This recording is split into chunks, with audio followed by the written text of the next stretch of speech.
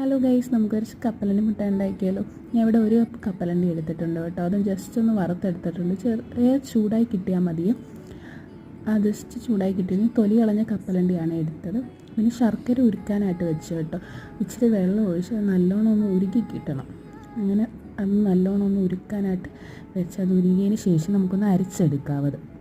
അതിന് ശേഷം നല്ല ലൂസായിട്ടാണ് കിട്ടിയത്. അത് ഒന്നും കൂടി നമുക്ക് നല്ല തിക്ക് കൺസിസ്റ്റൻസി കിട്ടണം.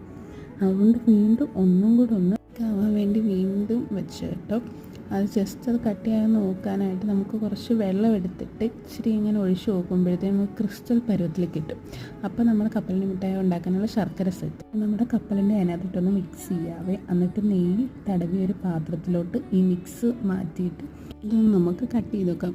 അപ്പോൾ അത് തണുക്കുമ്പോഴത്തേക്കും നമുക്ക് നല്ലോണം ഒടിച്ചെടുക്കാൻ പറ്റും. അപ്പോൾ നമ്മുടെ കപ്പലണ്ടി മിഠായി റെഡി ആയിട്ട്. ഇഷ്ടപ്പെട്ടാൽ ലൈക്ക് ചെയ്യുക, സബ്സ്ക്രൈബ് ചെയ്യുക. ബൈ.